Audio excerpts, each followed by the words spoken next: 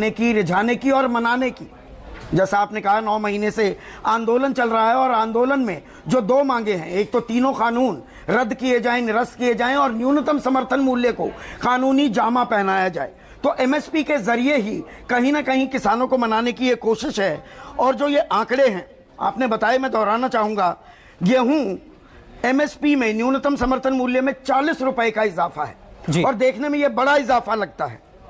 Barley यानी कि जौ 35 रुपए का इजाफा, ग्राम यानी कि चना 130 रुपए का इजाफा, मसूर में 400 रुपए, सरसों में 400 रुपए और सैफलार, इसे आप सूरजमुखी कह सकते हैं, दरअसल कुसुम इसको कहते हैं, 114 रुपए का इजाफा। लेकिन इसके अंदर एक और बात छिपी हुई है। सरकार ने जो रिलीज जारी की है उसमें रिटर्न ओवर कॉस्ट जी वो यहां बताना जरूरी है।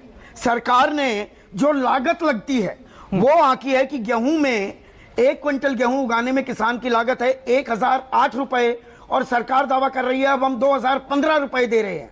यानी कि लागत पर 100% का मुनाफा हो रहा है किसान को।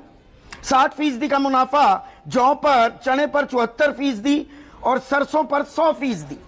और यही दावे आज से 2-3 महीने पहले, ये तो रबी फसलों का है, मैं आसान भाषा में बता दूं, रबी वो फसलें हैं जो सर्दियों में बोई जाती हैं और गर्मियों में अप्रैल मई में वो काटी जाती हैं। और खरीफ जो गर्मियों में या बरसात की शुरुआत से पहले जिन फसलों की बुआई होती है, तो उनके दाम जारी किए थे 2-3 महीने पहले। और तब भी सरकार ने यह दावा किया था कि 50% से 85% तक का लागत पर आपको हम बढ़ा हुआ मुनाफा दे रहे हैं। यह सरकार का दावा था। धान पर 72 रुपए रेट बढ़ाए गए थे और लागत मूल्य पर मुनाफा 50% का सरकार दावा कर रही थी। और सबसे ज्यादा बाजरे में 100 रुपए की बढ़ोतरी और 85% लागत पर मुनाफा। लेकिन अब यहां पर थोड़ा सा डिटेल में हमें जाना पड़ेगा जी। गेहूं 1975 रुपए प्रति क्विंटल था, अब वो 2015 रुपए हो गया। तो 40 रुपए का इजाफा सुनने में अच्छा लगता है और सरकार बिल्कुल ताल ठोकेगी, लेकिन किसान पलटकर ये कहने वाले हैं, शाम तक आप खबर देखिएगा, अरे हमें मिला क्या है, 2% का महज इजाफा किया गया है। 1975 का 2% लगाएंगे तो 39.5 रुपए बनता है और किसान कहेगा कि हमारी लागत इससे कहीं ज्यादा बढ़ रही है।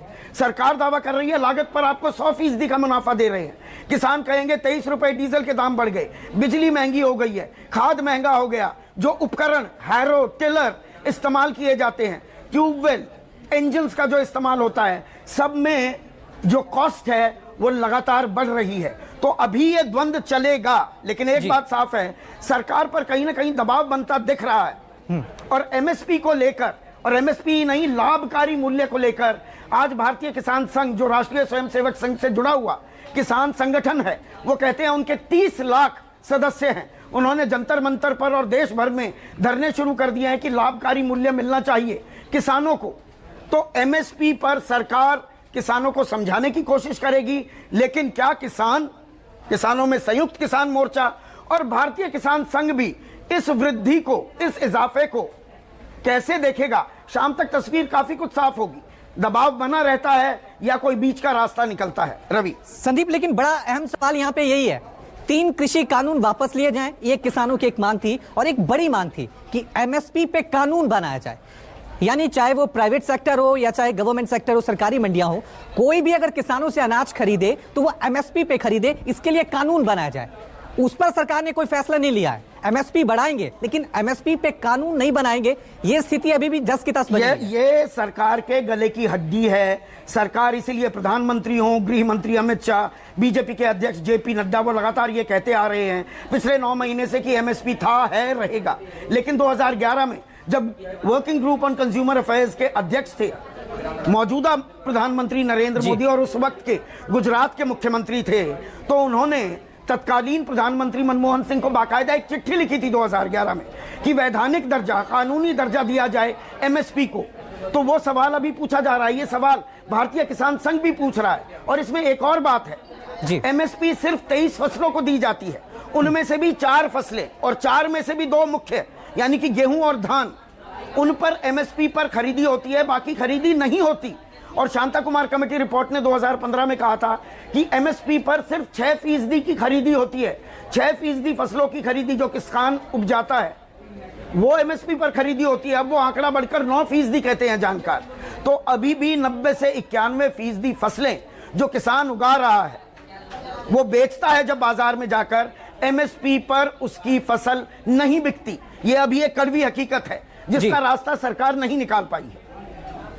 लेकिन अब बड़ा सवाल यह भी है, क्योंकि जिस तरह से सरकार ने यह साफ कर दिया है कि एमएसपी तो बढ़ाएंगे लेकिन एमएसपी पे कानून नहीं बनाएंगे। उत्तर प्रदेश में चुनाव है, आप मानेंगे जो महापंचायत हुई मुजफ्फरनगर में, उसका ये साफ साफ इंपैक्ट है, सीधा असर है। यही वजह है कि आज बड़ा ऐलान सरकार को करना।